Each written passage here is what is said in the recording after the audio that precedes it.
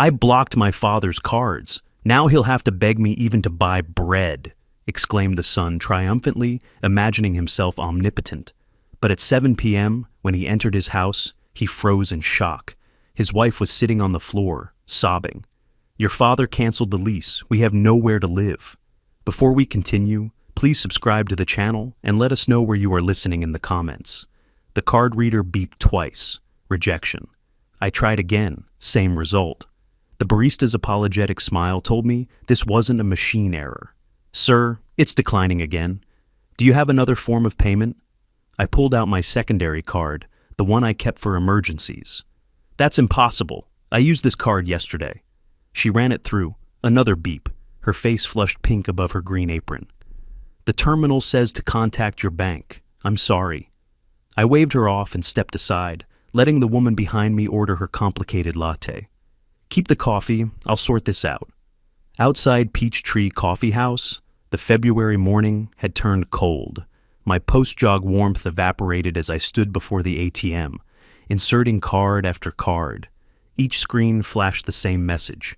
Card services temporarily unavailable. Contact your financial institution. Confusion settled in my chest. Not panic, not yet. I'd been a law professor for 33 years before retirement. Problems had logic. Solutions had procedures. This would be a simple mix-up, easily corrected. The SunTrust branch opened at 9. I arrived at 9:30, still wearing my jogging jacket over a damp t-shirt, and approached the first available representative. She was young, efficient, her fingers flying across the keyboard as I explained the situation. I need to understand exactly what third-party initiated means. Her eyes scanned the screen, narrowed slightly. Someone with authorized connection to your account requested the freeze. I'm the only account holder. I authorize nothing. The system shows proper protocols were followed, Mr. Nichols. Her tone shifted, sympathetic but final, the voice of institutional procedure. Then your protocols are flawed. I want this reversed immediately. She clicked through several more screens, her expression tightening with each page. That requires investigation. We'll contact you within 72 hours. 72 hours. 3 days without access to my own money. I photographed the screen before she could minimize it. Red flag notation clearly visible. Freeze initiated by authorized third party. Suspicious activity protocol. She noticed but didn't object. The damage was done anyway. Walking to my car, something Austin said last month surfaced in my memory. He'd stopped by on a Sunday afternoon in January, casual as always, asking about setting up emergency access to my accounts. Just in case something happens to you, Dad, you're not getting any younger. It's just sensible planning. I'd refused politely but firmly. I didn't need a financial guardian at 67. My mind was sharp, my health solid, my affairs in order. Apparently, he'd found another way around my refusal. I drove past his neighborhood on the way home. Maple Ridge Drive, a quiet street lined with oaks. The rental house with the blue shutters that he and Velma had moved into 2 years ago sat peaceful in mid-morning light. I parked across the street for 5 minutes, engine idling, watching the empty driveway, processing what this meant, what he'd done. Why? At home, I made coffee manually, paid for with the $20 bill I kept in my wallet for exactly these small emergencies. The afternoon crawled. I cleaned the kitchen counters twice, sorted mail into precise stacks, avoided thinking directly about what I knew was coming. The phone rang at 7 p.m. exactly. No greeting, just Austin's voice, sharp with something I'd never heard from him before. Triumph mixed with cruelty. Did you try buying anything today? I kept my voice steady, professional. My cards aren't working. His laugh came through the speaker, cold, delighted, savoring this moment. I blocked them, every single one. You did what? Now, if you want to buy even a loaf of bread, you'll have to beg me for it. Maybe you'll finally understand who has the power here, old man. I opened my mouth, then stopped. Years of courtroom training kicked in automatically. Never respond in anger. Gather information first. Assess the opponent's position. I let silence stretch between us, counted 5 seconds. That's all you have to say? No pleading? His voice climbed higher, eager for my desperation, hungry for my collapse. We'll see how long that lasts. Call me when you're ready to be reasonable. The line went dead with a sharp click. I sat motionless at my dining table, phone still pressed to my ear, listening to the dial tone's monotonous hum. Not despair flooding through me, something colder, clearer. The fog of confusion from this morning burned away completely. My filing cabinet stood against the far wall, oak veneer gleaming in the evening light. I walked to it slowly, pulled the second drawer, and extracted a folder labeled Rental Properties, Horizon Management. Inside, lease agreements, tax documents, correspondence from the property management company. I spread them across the table methodically, found the document I needed, address, 2847 Maple Ridge Drive, tenant names, Austin Nichols and Velma Nichols. Lease term, month to month, renewed automatically since 2023. Landlord name, Orrin Nichols Trust. I pulled the property file from my cabinet and spread the documents across my dining table. Lease agreement, monthly payment history.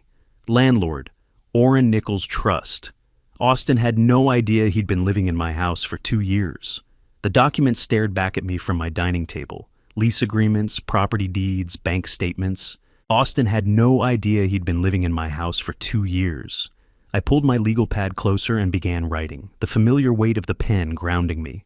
3 a.m. arrived before I noticed. My hand cramped from holding the pen, pages covered in notes, timelines, legal citations, scratched in the shorthand I'd developed in law school 40 years ago. Austin's January visit requesting account access. Velma's sudden interest in my retirement portfolio last Thanksgiving.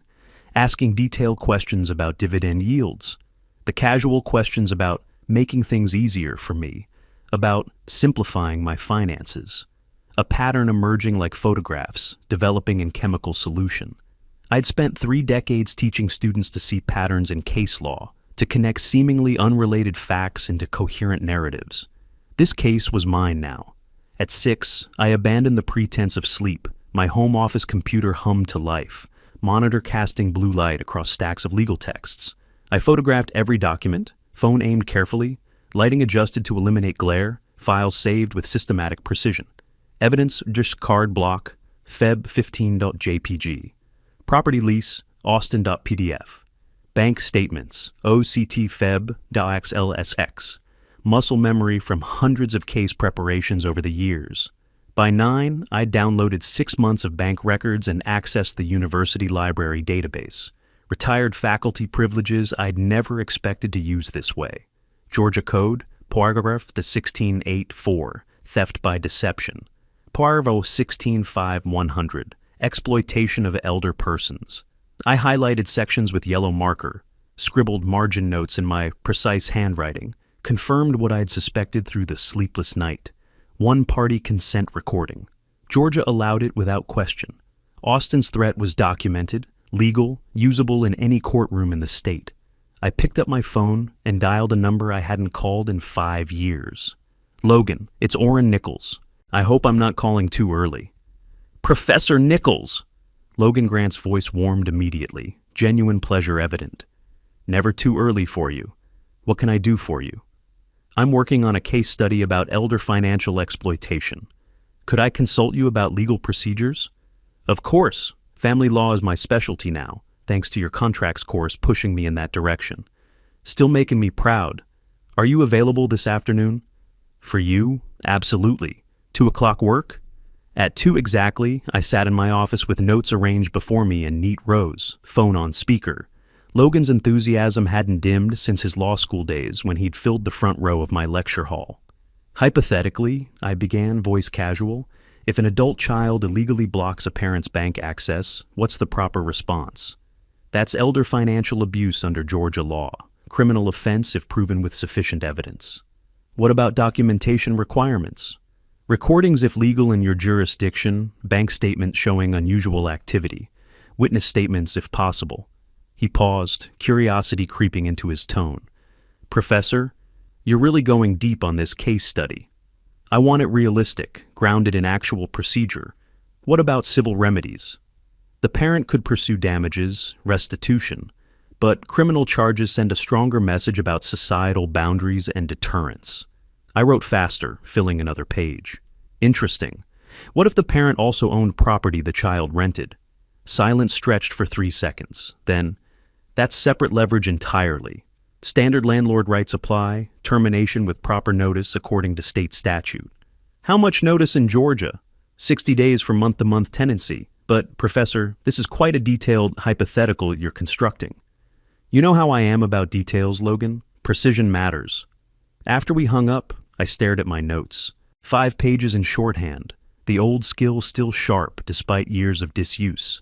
I transferred key points to a fresh sheet, organizing them into 3 columns with ruler straight lines. Evidence, timeline, actions. Phase 1, document everything, file police report, establish clear pattern of financial interference. Phase 2, serve 60-day lease termination through property management, legal, clean, unavoidable. Phase 3, prepare evidence package for potential criminal charges. Let Austin see the machinery of consequences grinding forward. I opened my safe, the small one bolted beneath my desk that Austin didn't know existed, and counted $4,200 bills, emergency fund accumulated over years. I drove to Credit Union of Georgia, walked in with cash and identification, and opened a new checking account in 30 minutes flat. Austin could block what he knew about. He couldn't block what he didn't. That evening I called Horizon Property Management and reached their after-hours line. This is Orrin Nichols. I own the property at 2847 Maple Ridge Drive through my trust. The agent's voice was professional, carefully neutral. Yes, Mr. Nichols, how can I help you? I'd like to terminate the current lease. What's the procedure? Is there a violation of terms? No violations. I'm simply choosing not to renew the tenancy. For month-to-month tenancy, we require 60 days written notice to tenants. I'll come by tomorrow morning to file formal notice. What time do you open? 8 a.m. sharp. Bring property ID and trust documentation. I'll be there at 8. I hung up and reached for my wall calendar. Today was February 27th. I drew a red circle around March 1st with a felt-tip pen, counted forward carefully. May 1st fell on a Thursday. Spring cleaning comes early this year, I thought. I drafted the termination letter on my computer, cross-referenced Georgia landlord-tenant statutes, section by section, ensured every clause aligned with legal requirements, printed 3 copies on official letterhead, signed each one with my full legal signature. At my dining table, I reviewed my notes one final time. Control the evidence, control the outcome. First rule I'd taught for 30 years. You wanted to teach me about power, son. Class is in session. I marked March 1st on my calendar with a red circle. 60 days from there, May 1st. The property management office opened at 8 a.m. I'd be their first appointment. The Sun Trust Tower reflected morning sun as I pulled into the parking garage. My briefcase held everything I needed. Documents, recordings, prepared questions. Marcus Patterson would see me today, appointment or not. The receptionist's smile faded when I approached her desk at exactly 8 o'clock. Do you have an appointment with management? No, but I have documented evidence of fraud involving your institution. I can wait while you locate someone appropriate, or I can proceed directly to federal regulators. Her fingers moved to the phone immediately. Let me get Mr. Patterson for you. 15 minutes later, I sat across from Patterson in a glass-walled conference room overlooking Peachtree Street. He was younger than I'd expected. Early 40s, expensive suit, confidence that hadn't yet been tested by someone like me. Mr. Nichols, can you explain the nature of your complaint? I arranged my documents chronologically across the table. Visual timeline, old prosecutor habit from my trial advocacy seminars. Bank statements here, freeze notification there, written timeline in the center. Someone froze my accounts without authorization. Your representative confirmed it was a third party. Account freezes require proper documentation. Exactly, I'd like to see that documentation. I never provided consent. He pulled up my account on his tablet, scrolled through screens, frowned. I'll need to investigate the request chain. You have 48 hours before I file with the FDIC, the Federal Reserve, and Georgia Department of Banking and Finance. I kept my voice level, professional, the same tone I'd use lecturing to auditoriums. I'm reasonable, but I'm also a retired law professor. I know what constitutes financial fraud. His confidence cracked visibly. Let me review this properly. For context, I interrupted, pulling out my phone. This is a conversation with my son 2 days after the freeze. I pressed play. Austin's voice filled the room, sharp with triumph. I blocked them, every single one. Patterson's face went pale. He set down his tablet carefully. That's quite clear. May I have a copy of this? I'll provide it to your investigators, along with timestamps correlating to your freeze order. I paused. Let that sink in. I photographed your system screen showing the third-party notation. Everything's documented. He stood abruptly. I need to escalate this immediately. Can you give me 48 hours? I'm filing written complaints regardless, but I'll wait 48 hours before contacting regulators. I gathered my documents. Insurance, Mr. Patterson. I'm sure you understand. 48 hours later, Patterson called my cell. Marcus Webb, Junior Account Services Officer, had processed a freeze request from a family member concerned about elder cognitive decline. No medical documentation, no power of attorney, no verification protocol followed. Just a favor for Austin Nichols, his friend from college. Webb was fired that afternoon. My accounts were unfrozen within the hour. Patterson apologized profusely, offered compensation for inconvenience. I declined the money, but accepted copies of the internal investigation report. More evidence for the file.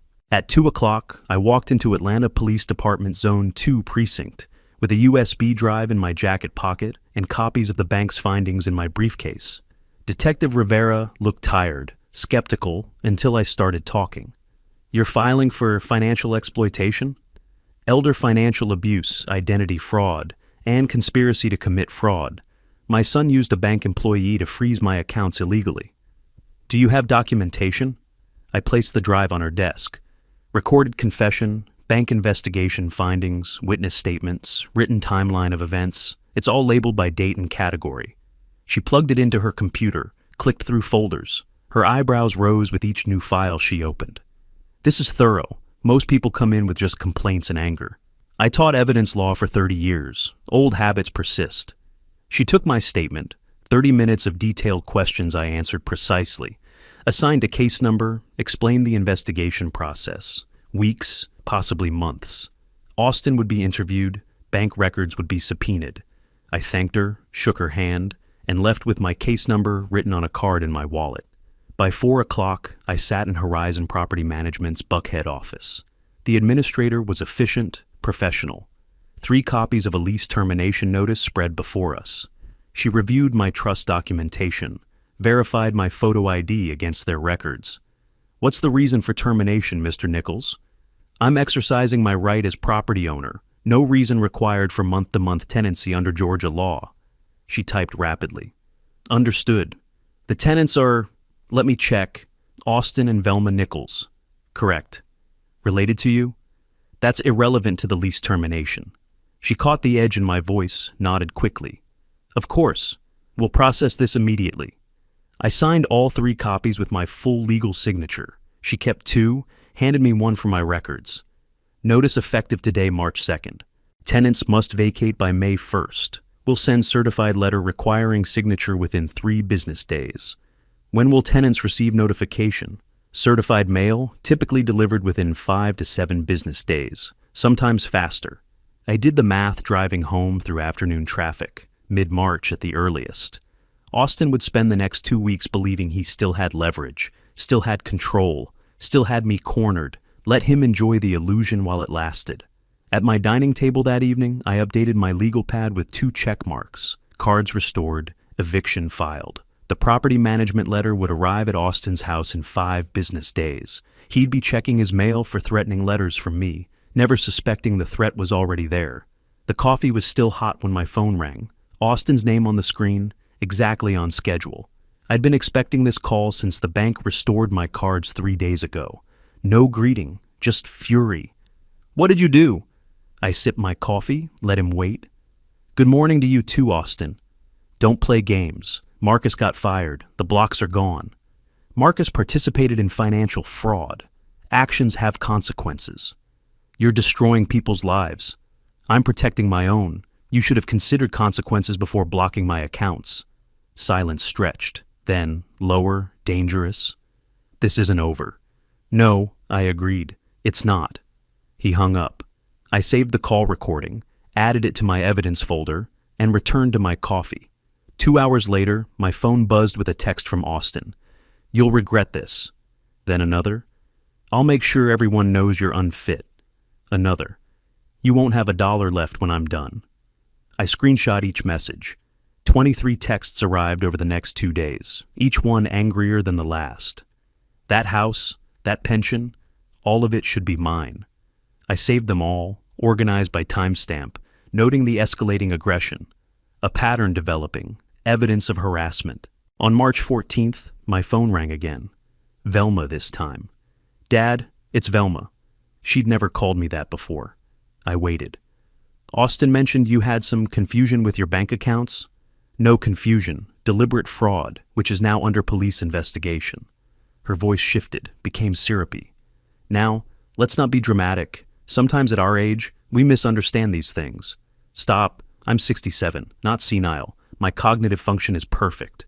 "Of course. I just meant we could help organize things, make them simpler for you." "My finances are organized. Your concern isn't needed or welcome. We're just trying to help. Don't contact me again." I hung up, immediately saved the recording. My phone had been automatically capturing everything since Austin's first threat. Georgia's one-party consent law was proving very useful. That afternoon, my brother Robert called. "Orrin, Austin reached out. Said you've been having memory problems?" I closed my eyes, counted to 3. "Robert, I'm in excellent health and full mental capacity. Austin is spreading false information as retaliation for a legal matter between us." "Legal matter?" "He committed financial fraud. There's a police investigation. He's trying to discredit me preemptively." Robert's voice hardened. "He told me you'd accused your bank of fraud when there was none. Made you sound paranoid." "The bank fired an employee for illegally freezing my accounts at Austin's request. I have documentation."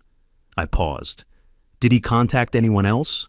"Your cousin Sarah, maybe Jim from your old department." I spent the next hour writing emails, polite, factual, firm. "I'm in excellent health. Any claims otherwise are false. If you have concerns, call me directly." The next morning, I visited my doctor. Dr. Chen had been treating me for 15 years, knew my medical history inside out. "Orrin, what brings you in?" "I need a cognitive assessment and written statement of mental competency." She frowned. "You're one of the sharpest people I know. What's this about?" "My son is claiming I'm incompetent. I need documentation proving otherwise." Her expression shifted to understanding. "Ah, family dispute over finances?" "Something like that."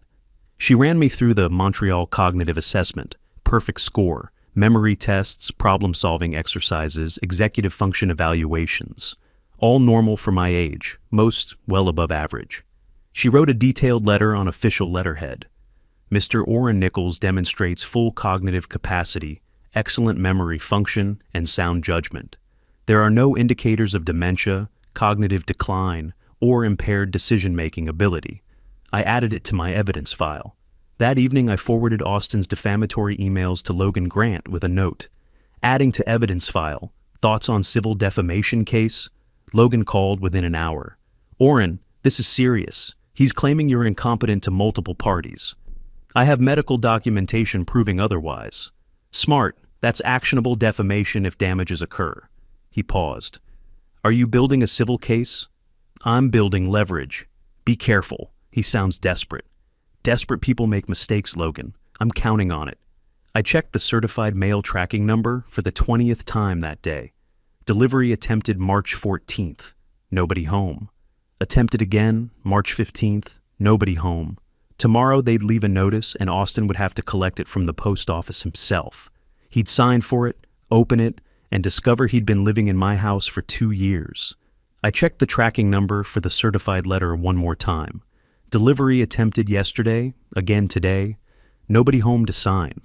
Tomorrow they'd leave a notice, and Austin would have to collect it from the post office himself.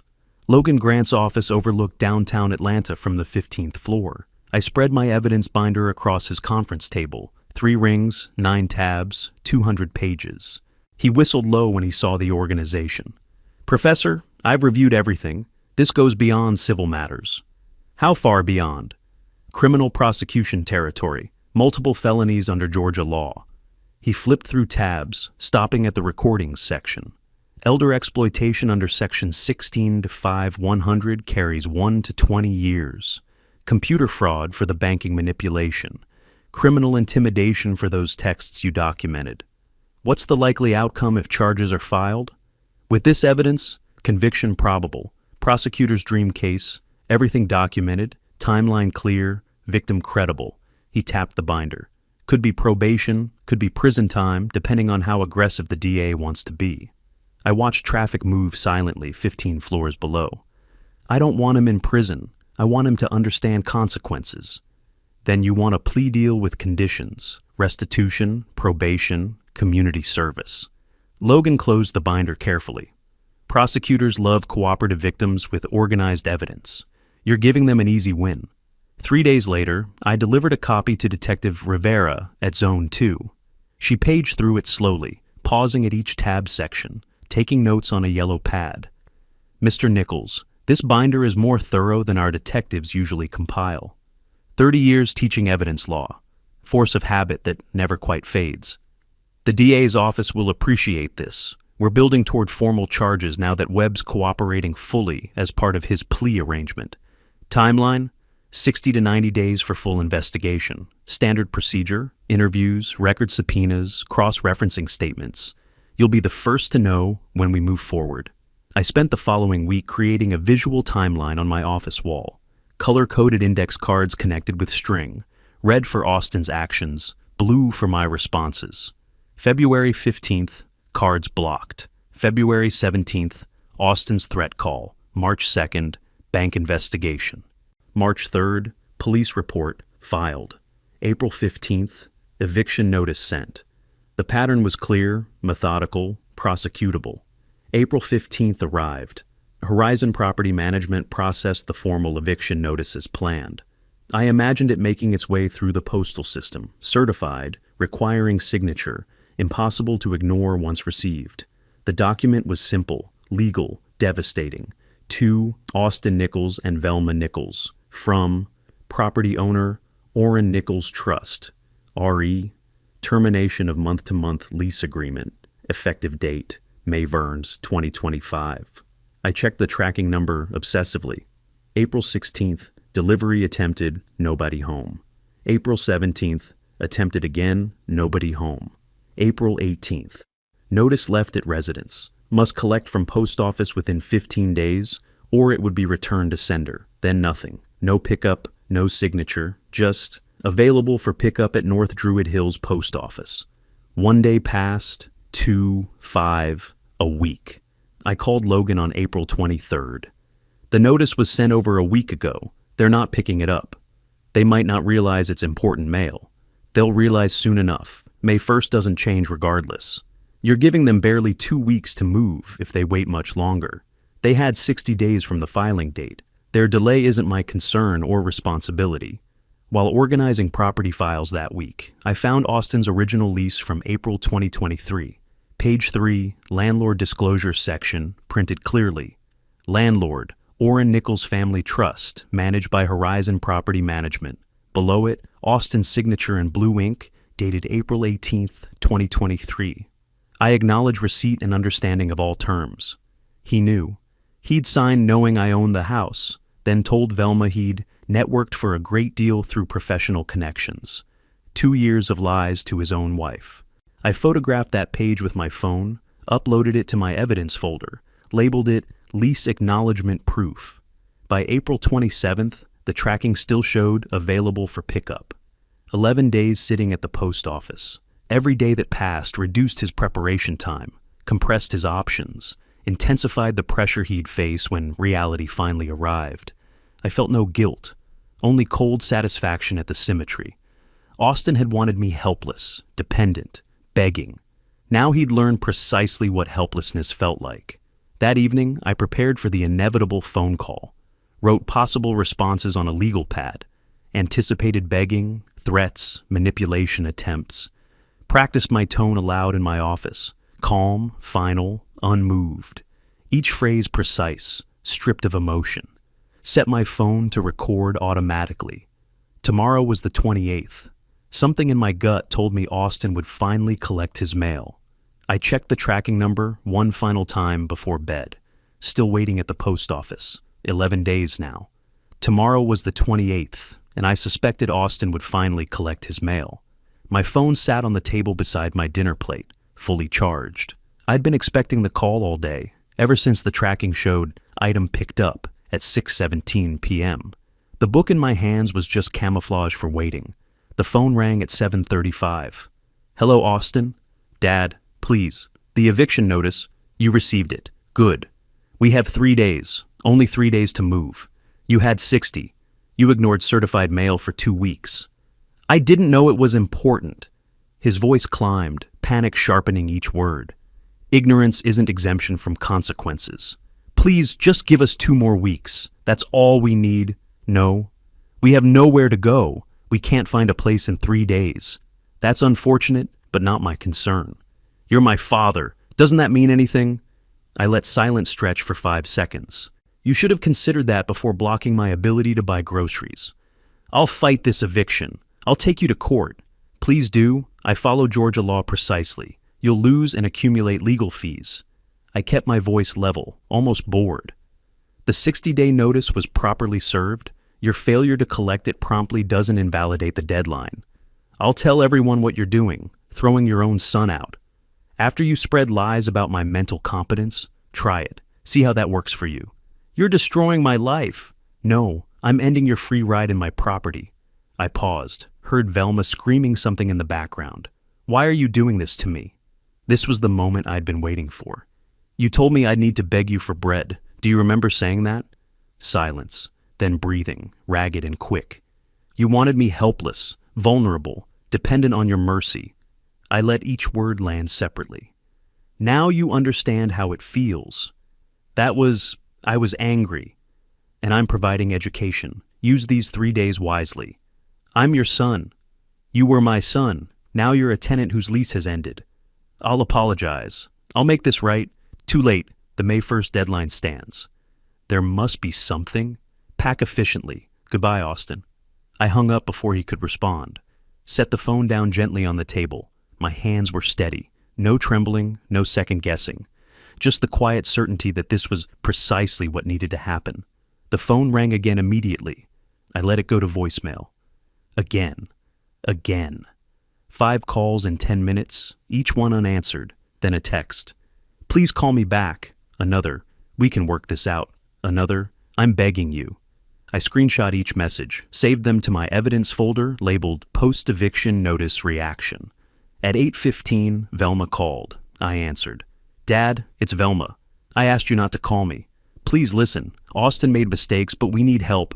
You called me senile. Suggested I needed financial guardianship. Those weren't mistakes, Velma. Those were calculated attacks. We were just concerned. You were concerned about accessing my money. There's a difference. I heard her breathing change, preparing another angle. The eviction stands. Don't contact me again. I hung up, blocked both numbers. My dinner had gone cold. I reheated it in the microwave, ate slowly, methodically. The food tasted exactly as it should. No guilt coating my throat, no regret souring my stomach. Just chicken, rice, vegetables, sustenance. At 9 o'clock, I opened my laptop and checked the property management portal. A note from the administrator. Tenant contacted our after-hours line at 7:47 p.m. requesting lease extension. Per your prior instructions, extension denied. Tenant reminded of May 1st deadline and consequences of holdover tenancy. Perfect. I marked April 28th on my wall calendar with a red X. Below it, I wrote, Strike delivered. May 1st was 3 days away. 72 hours for Austin and Velma to pack 2 years of life, find temporary housing, confront the reality that actions have consequences. I thought about Austin's voice on the phone, the progression from demands to begging, the moment he realized I wouldn't bend, the moment he understood he'd misjudged everything. You wanted to teach me about power, son, class concluded. I heard Velma screaming in the background before Austin hung up, something breaking, glass shattering. I set my phone down and marked the date on my calendar, April 28th. 3 days until May 1st, and they'd finally understood what consequences felt like. The U-Haul truck in Austin's driveway looked smaller than he'd hoped. May 1st had arrived, and I watched the sunrise knowing he had until midnight to vacate. I didn't drive by to witness it. No need for that kind of satisfaction. Logan called at 9 with an update from the property management company. The eviction's proceeding smoothly. They confirmed Austin loaded the truck this morning, final walkthrough scheduled for tonight. And the criminal complaint? Filed with the DA yesterday. Elder Abuse Unit assigned it to ADA Jennifer Palmer. She's already reviewing Webb's cooperation agreement. I set down my coffee, felt the weight of what came next. Timeline? 60 days for formal charges, maybe less. This case has everything they need. Documented evidence, cooperating witness, clear victim impact. By noon, I knew Austin had loaded the truck and left. A former neighbor texted, "Saw your son moving out this morning. Looked rough. Everything okay?" I didn't respond. The new apartment Austin found was in East Atlanta, 600 square feet, third floor walk-up, $1,850 a month. I learned this from the property management's final report, not from him. First month, last month, security deposit all due up front. $5,500 total. His savings nearly depleted in one transaction.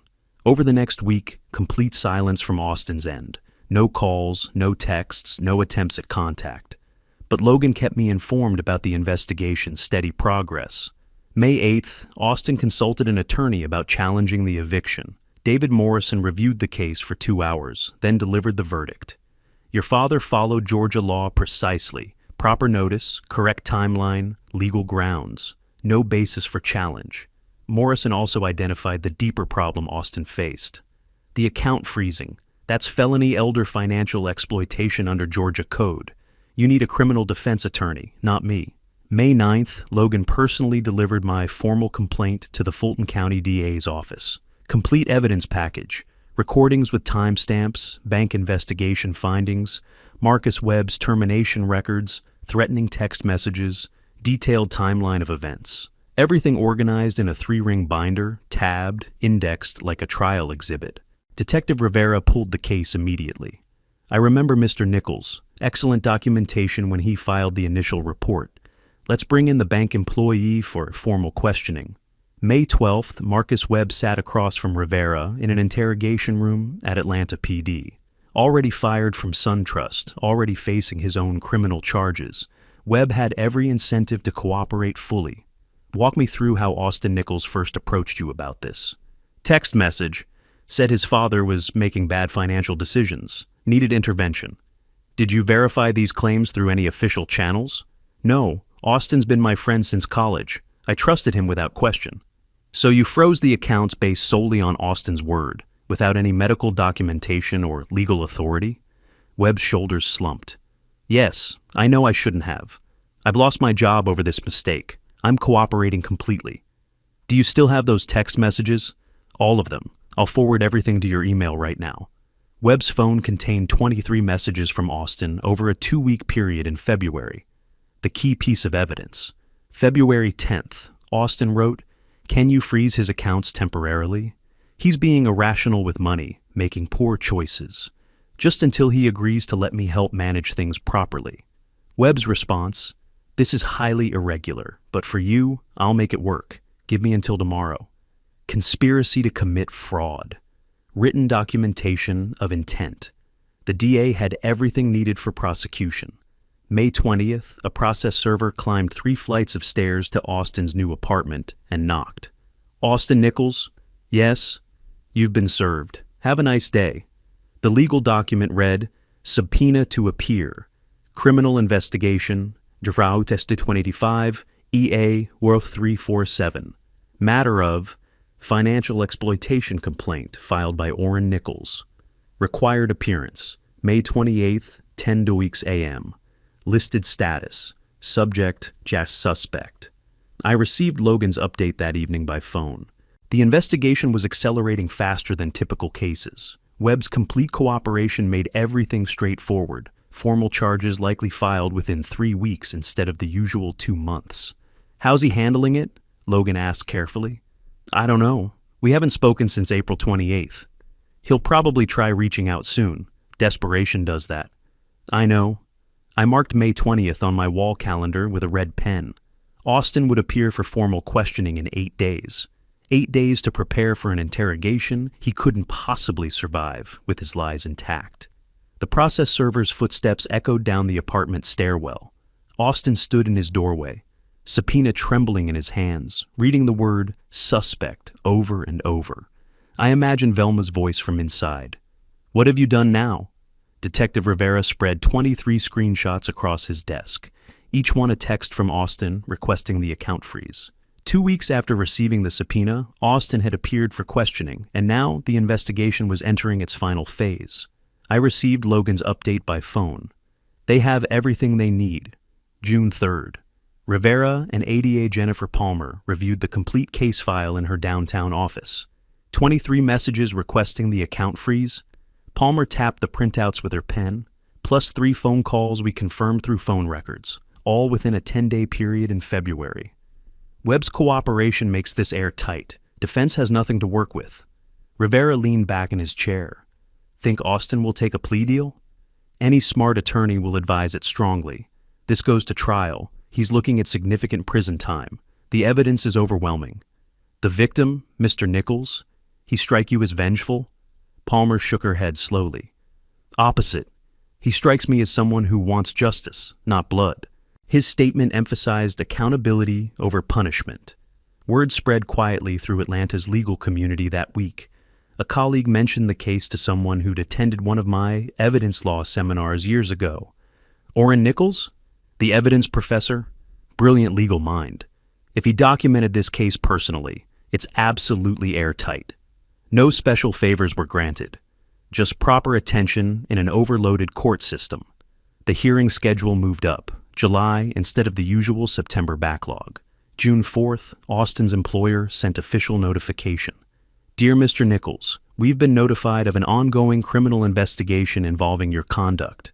Effective immediately, you are suspended without pay pending investigation outcome. Company policy requires this action for any employee facing felony charges. But June 2nd, Velma had already left. I learned about her departure from Austin's voicemail 3 days later, though I didn't know the full details until Logan's investigator provided them. Velma had packed systematically while Austin attended a mandatory meeting with his criminal defense attorney. Left a handwritten note on the kitchen counter. I can't do this anymore. You made choices that destroyed us, and I won't be pulled down with you. Don't try to find me. 3-hour drive north on I-75 to Chattanooga. Parents' house. Phone turned off permanently. Marriage over. June 5th, 10 o'clock at night. Austin called my number again. This time he actually left a message, and the tone was different from anything before. Dad, I know you won't answer. I know what I did was wrong. I was jealous, resentful, stupid beyond measure. Velma left me. My job suspended me. I'm facing criminal charges. I've lost everything, and I deserve every bit of it. His voice broke completely. Genuine sobs, not the manipulation I'd heard before. I'm not asking you to fix this. I need to hear your voice. I need you to know I understand now what I did to you. I'm sorry. I'm so sorry. I listened to the recording the next morning while eating breakfast, heard the brokenness, the authentic collapse, felt the complexity wash over me, pity mixed with sadness, but also firm resolve that justice had to continue its course. I waited 2 hours before calling back. Let him sit with uncertainty. He answered on the first ring. Dad, I heard your message. Silence. Just ragged breathing on the other end. I believe you're sorry now. But sorry doesn't undo what you did. You tried to make me helpless, spread lies about my mental competence, threatened me repeatedly. I know, I understand that completely now. The legal system will determine appropriate consequences. That's how civilized society works. Will you testify against me if they ask? If required, yes, but I expect they'll offer you a plea deal instead. And after everything's done, his voice barely audible. Can we ever have anything again? I don't know, Austin. Maybe someday, but not anytime soon. First, you need to accept full responsibility. Not because I'm forcing you, because it's the right thing to do. I will. I swear I will. Then do it through the legal process. That's the proper way to demonstrate you've learned. I hung up gently, not in anger. That same afternoon, Ada Palmer called my number directly. Mr. Nichols, we're preparing plea deal terms for your son. Do you have any input on what you'd like to see? Accountability, formal admission of guilt on the record, restitution for costs I incurred during this ordeal. Preference on prison time? I don't need him incarcerated, Ms. Palmer. I need him to understand that actions have real consequences that can't be escaped. That's very measured of you, Mr. Nichols.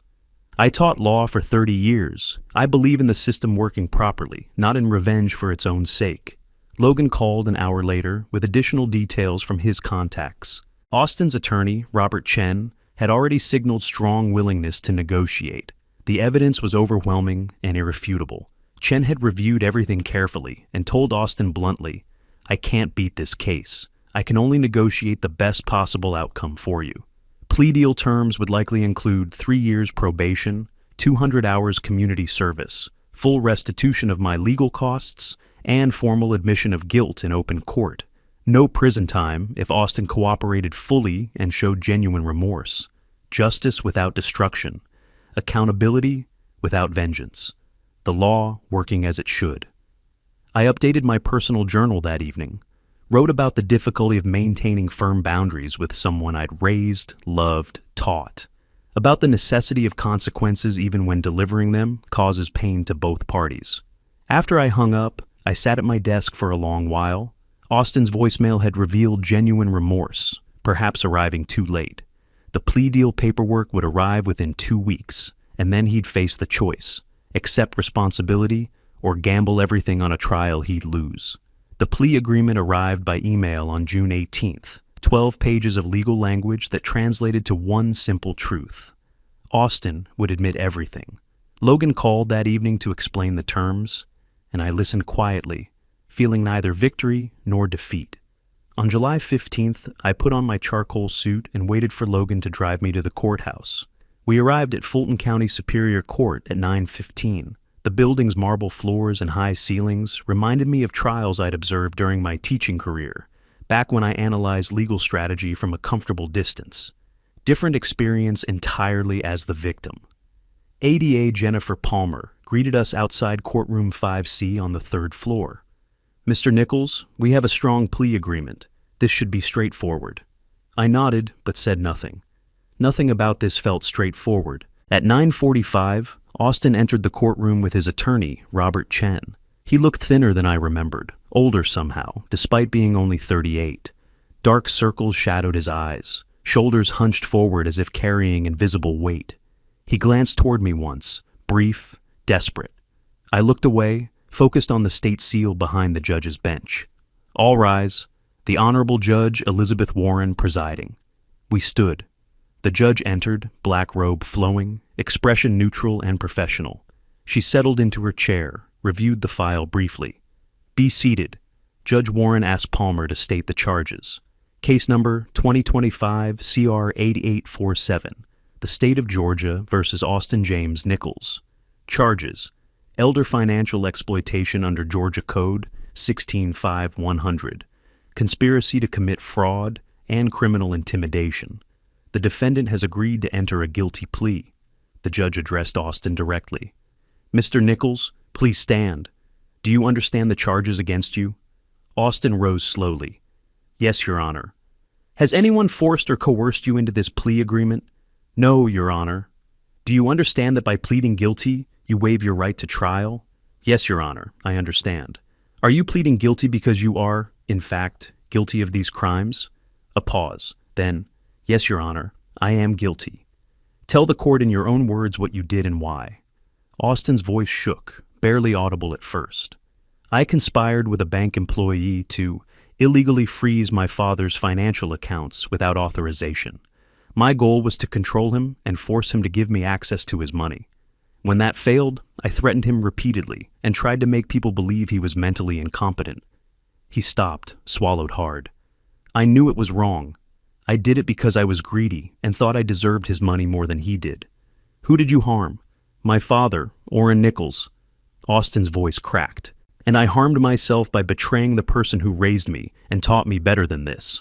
Judge Warren's expression remained carefully neutral, but I saw her eyes harden slightly.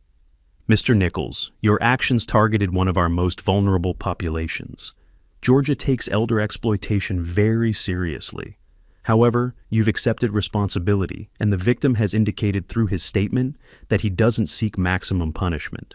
The court accepts your plea and imposes the following sentence: probation for 2 years, 200 hours of community service at organizations serving senior citizens, restitution of $15,000 to Orrin Nichols payable in quarterly installments, and prohibition on independent financial transactions exceeding $500 without court approval during your probation period. Do you understand these terms? Yes, Your Honor. Do you accept them? Yes, Your Honor. Then this court finds you guilty as charged. Probation officer will meet with you immediately following these proceedings. The gavel fell, sharp crack echoing in the quiet courtroom. Marcus Webb's case followed immediately after a brief recess. 18 months probation, $5,000 fine, permanent ban from employment in financial services. He looked utterly broken, didn't make eye contact with anyone, just waste. 2 lives damaged by greed and stupidity, and poor choices compounding. During that brief recess, Austin checked his phone, his face drained of color, reading something on the screen. Later, through Logan's contacts, I learned it was termination notification from TechFlow Solutions. Criminal record incompatible with security clearance requirements. After final proceedings concluded, as people filed slowly toward the exits, Austin stepped toward me in the aisle. "Dad, can we talk for just—" I raised my hand without speaking, didn't trust my voice, turned and walked toward the heavy courtroom doors. Logan followed closely, his hand briefly touching my shoulder in silent support. Behind me, I heard Chen's quiet voice. "Austin, not now.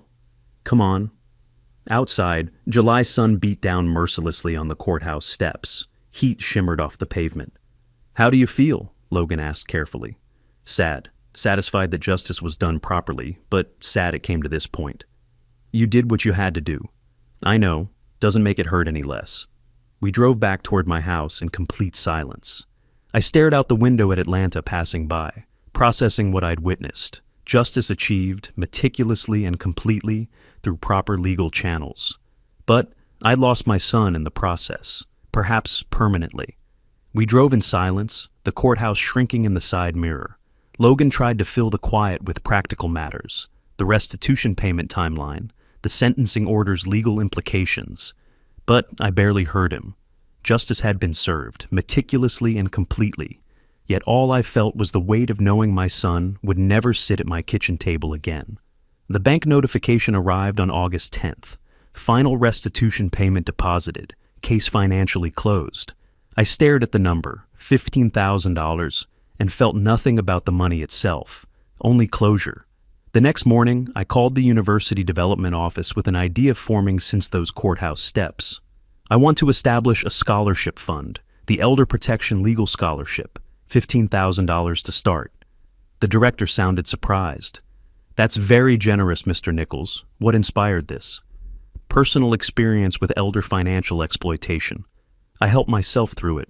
Now I want to help others avoid it entirely. The students who receive this will carry your values forward. That's the idea. Knowledge shared is protection multiplied." The university matched my contribution, creating a $30,000 endowment, generating annual awards for law students studying elder rights. Something positive from something terrible. August 14th, I signed the listing agreement for 2847 Maple Ridge Drive. The realtor suggested pricing strategies to maximize profit. I don't need maximum profit, I just need it sold. Too many painful memories in that house. Austin's deception, my calculated revenge, clean break necessary. Logan had visited weeks earlier with a proposal. The law school wants you to give guest lectures on elder financial protection. Your case, anonymized, would be invaluable teaching material. I'd hesitated. "Turn your pain into protection for others," Logan urged. "That's how you win permanently." I agreed to 3 lectures. Trial run, August 20th, an envelope arrived. No return address, but I recognized the handwriting. I stared at it for an hour before opening. "Dad, I've completed 80 hours of community service at a senior center, listening to elderly people's stories about their families. I understand what I took from you. I'm not asking for forgiveness I haven't earned. I just want you to know. I'm different now. I'm learning. If you ever want to meet, I'll be ready. If not, I understand. I love you, even though I showed it terribly." Austin. The next morning, I wrote carefully. Austin, I received your letter. I believe you're sincere. However, I'm not ready to meet, and I may never be ready. What you did damaged something that can't be easily repaired. I don't wish you harm. I hope you build a better life, but I don't want to be part of it. The legal matter is closed. Let the personal matter rest. Oren, I mailed it feeling sad but certain.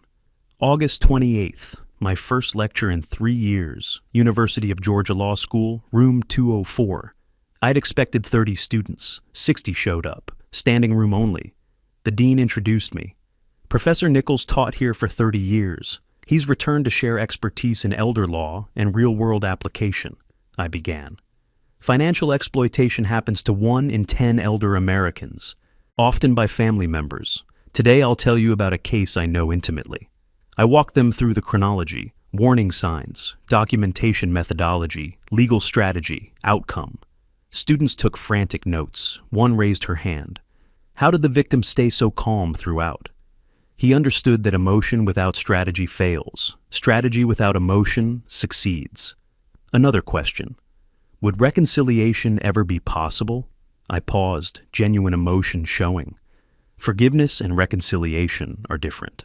One can forgive without allowing someone back into their life. The victim forgave the betrayal's existence, but not its consequences. What's the most important lesson? Documentation, evidence. Never assume family won't hurt you, but always have proof when they do. After the lecture ended, students surrounded me. A young woman approached. Professor, thank you. My grandmother faces a similar situation. This helps me know how to help her. I handed her a detailed resource list I'd prepared. Another student asked, will you teach a full course on this? I smiled, first genuine smile in months. We'll see, but I think I have more to share. That evening, I sat in the campus courtyard, where I used to walk between classes decades ago. Students crossed the quad, carrying books, arguing about cases, living the intellectual life I'd once lived. The scholarship would help future lawyers. The lectures would protect future victims. Pain deliberately transformed into protection. Not a happy ending, but a meaningful one. I sat in the courtyard as evening settled over the quad, watching students debate legal theories beneath the old oak trees. Somewhere across town, Austin was probably finishing his warehouse shift, returning to his small apartment alone. I'd lost my son, but I'd found something else. The ability to transform betrayal into protection, pain into purpose, and one family's tragedy into lessons that might spare countless others. If you like this story, please like this video, subscribe to the channel, and share your impressions of this story in the comments. To listen to the next story, click on the box on the left. Thank you for watching.